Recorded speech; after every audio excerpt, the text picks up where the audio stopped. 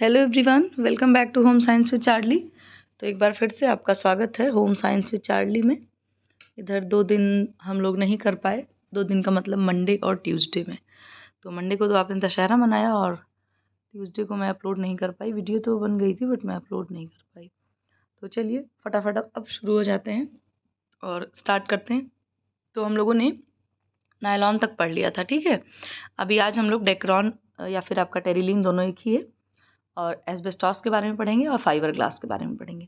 तो ये इसमें आपका ज़्यादा कुछ पढ़ना नहीं है, लेकिन मेन चीज़ें मैंने ऐड कर दी है, तो वो उसको हम लोग फटाफट डिस्कस करते हैं। तो अगर आप लोग सो रहे हैं तो फटाफट से उठिए और अपना स्टार्ट कर दीजिए, क्योंकि आपका यूजीसी का भी एग्ज़ाम आ रहा है। एक चीज़ मैं बता दूं आपको कि ये जो इसमें जो भी नोट्स हैं, इसमें से टीजीटी पीजीटी में तो बिल्कुल एक या मतलब 1-2 लाइन कह सकते हो आपकी, मतलब हर टॉपिक से 1 या 2 लाइन इंपॉर्टेंट है फॉर टीजीटी एंड पीजीटी। लेकिन आपका यूजीसी के लिए बहुत अच्छा है ये मटेरियल, ठीक है।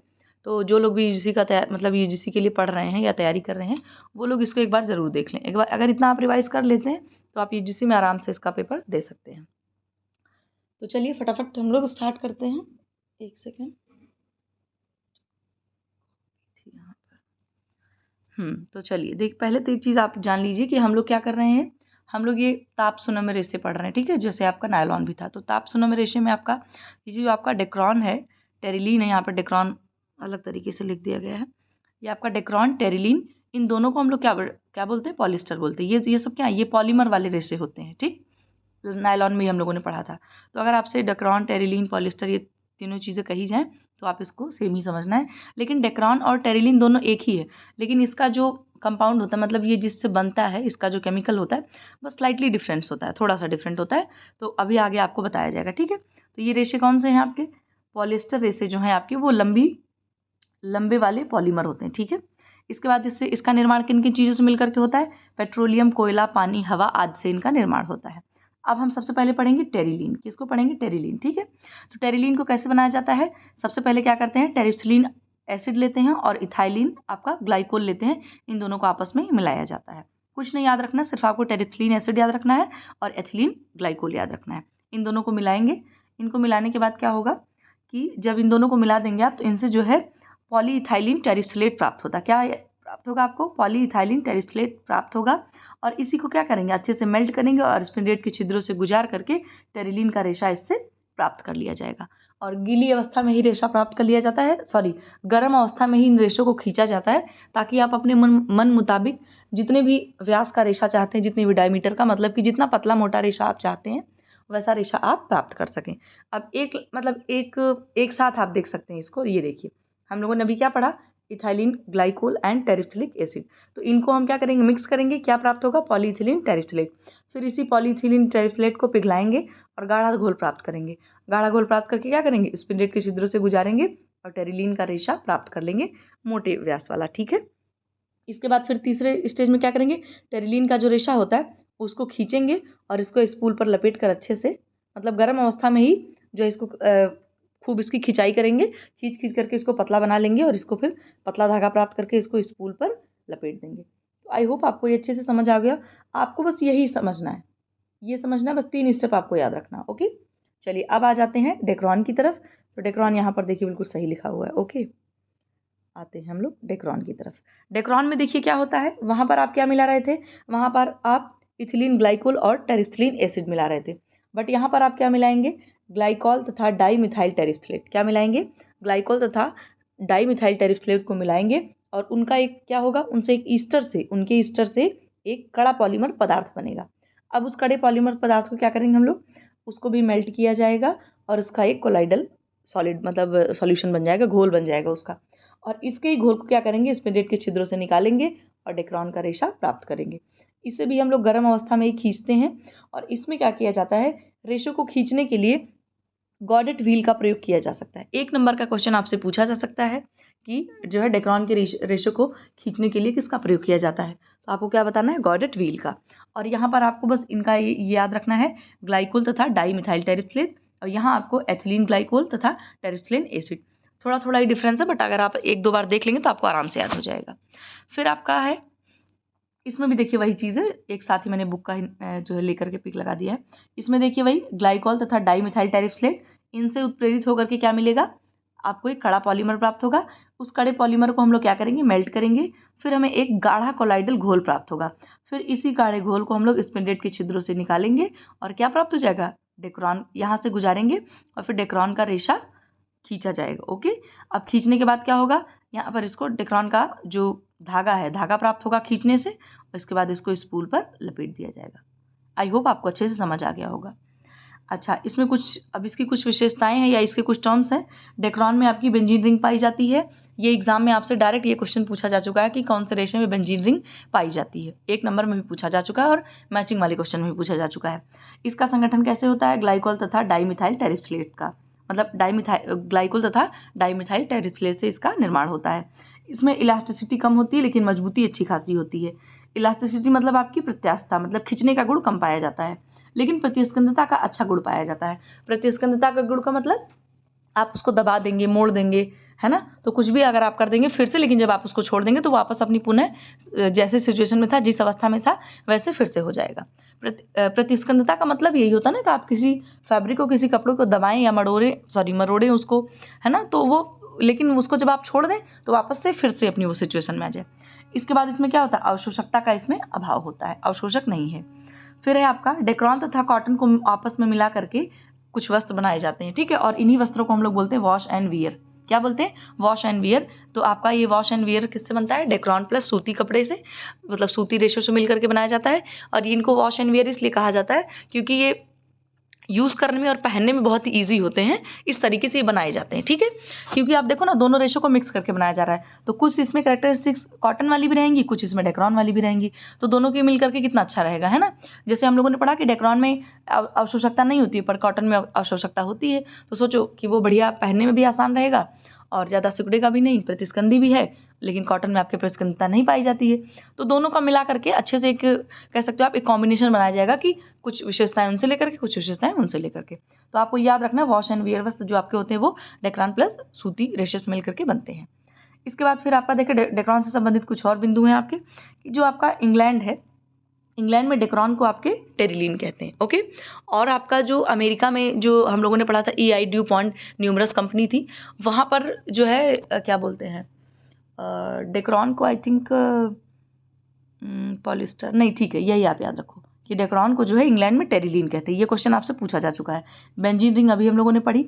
अच्छा, अगर हम डेक्रान को सूक्ष्मदर्शी से देखें तो ये कांच की सीधी छड़ की तरह दिखाई देता है, चिकना चमकदार। ओके, क्या याद रखना है, कांच की सीधी छड़ की तरह। इसकी कुछ कुछ विशेषताएं आपके नायलॉन से भी मैच करती हैं।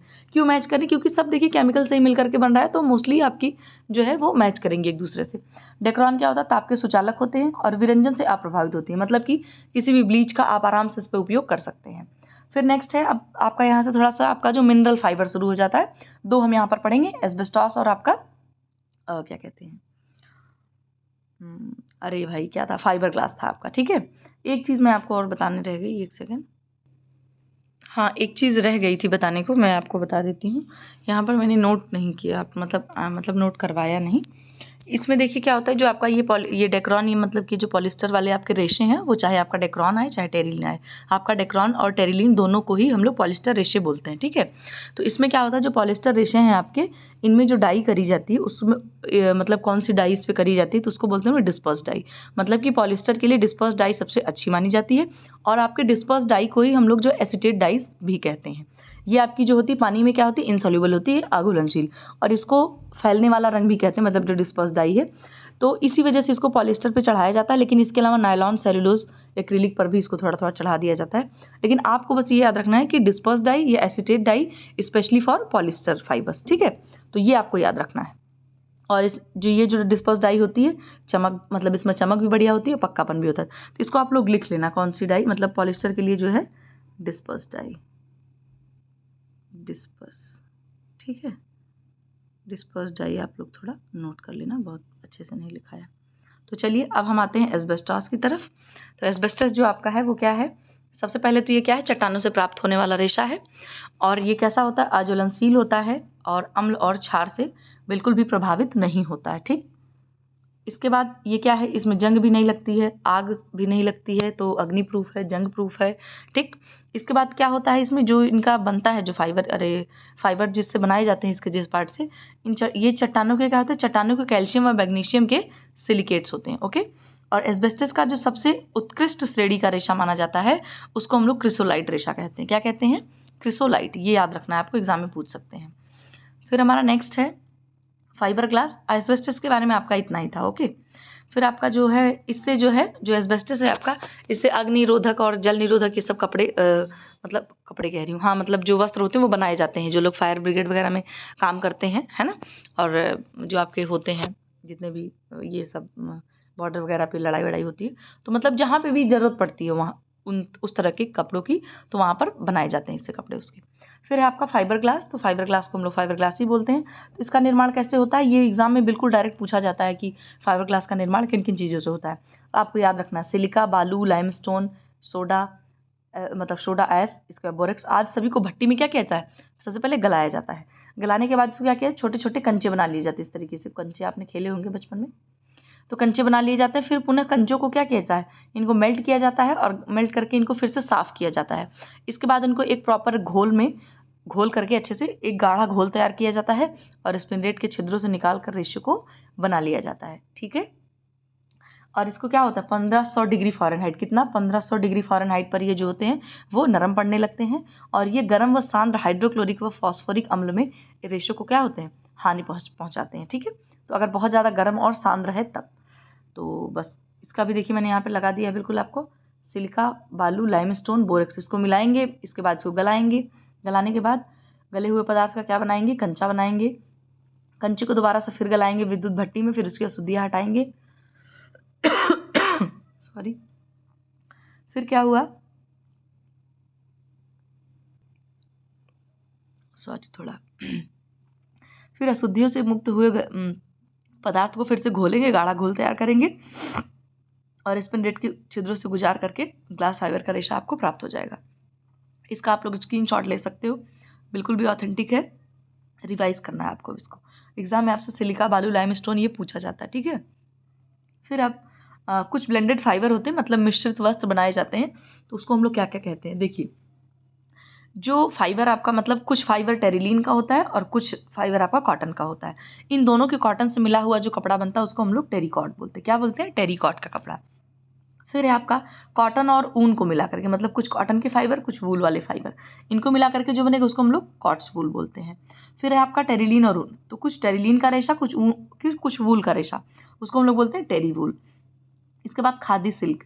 खादी सिल्क का मतलब क्या है, कुछ सूती रेशा रहेगा, कुछ आपका सिल्क का रेशा रहेगा, इनके मिक्सचर से जो बनेगा उसको हम लोग खादी सिल्क बोलते हैं। एग्जाम में पूछ लिया था, सिर्फ इंक्लूड कर दिया मैंने।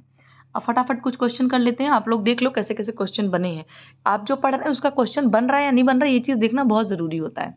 तो पॉलिस्टर ऐसे होते हैं, क्या होते हैं, लंबी कड़ी वाले पॉलीमर होते हैं। वॉश एंड वियर, वस्त्र निर्मित होता है, ये आपका प्रीवियस ईयर क्वेश्चन है।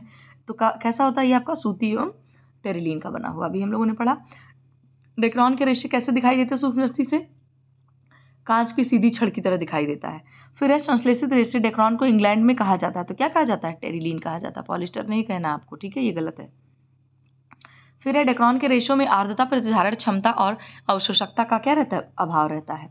नेक्स्ट है डेक्रॉन के रेशे पर विरंजक का कोई हानिकारक प्रभाव नहीं पड़ता, तभी हम लोगों ने पढ़ा कोई प्रभाव नहीं पड़ता है। फिर नेक्स्ट है कैलेंडरिंग परिसज्जा से डेक्रॉन के रेशे चिकने हो जाते हैं और क्या होती है, उसकी जो पील्स गांठें होती हैं वो कम हो जाती हैं।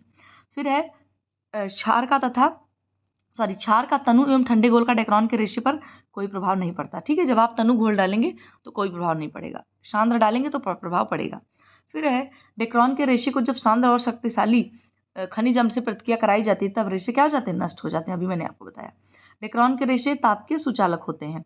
बेंजीन रिंग किसमें पाई जाती है, डेक्रॉन के रेशों में। सबसे इंपॉर्टेंट क्वेश्चन है, यूजीसी नेट में ये पीछे मतलब पिछले टाइम में पूछा जा चुका है। फिर नेक्स्ट है, ये रेशे जंग सिद्ध, अम्ल क्षार सिद्ध एवं अज्वलनशील होते हैं, अभी हम लोगों ने पढ़ा एस्बेस्टस के। फिर ऑर्लॉन कैसा एक रेशा है, एक्रिलिक रेशा है। इसके बाद चलिए बस आज के लिए इतना ही, इतना हम लोगों ने पढ़ लिया। आप लोग बताना क्लास कैसी लगी, तो चलिए गुड डे और अच्छे से पढ़ते रहिए, रिवीजन करते रहिए और यूजीसी नेट के लिए अभी से बिल्कुल एकदम जी जान से लग जाइए। ये सब जो क्वेश्चन हैं आपके छोटे छोटे ही हैं, 1 नंबर में आराम से हेल्पफुल रहेंगे, ठीक है। और अभी मैं थोड़ा सा ये करवा लूँ थ्योरी, तो इसके बाद मैं यूजीसी के लिए भी कुछ कुछ क्वेश्चंस करवाऊंगी आपके, थोड़े से जैसे लेंदी क्वेश्चन जो होते हैं, जिससे आपकी समझ भी बने, और वो क्वेश्चन हम लोग करेंगे फटाफट। तो चलिए ध्यान रखिए, पढ़ते रहिए और अपना ख्याल भी रखिए। इधर थोड़ी खांसी जैसी हो गई है मुझे, तो मिलेंगे हम लोग चलिए फिर दूसरी वीडियो में। आप लोग अपना मज़े करिए, पढ़ाई करिए। Bye bye, take care.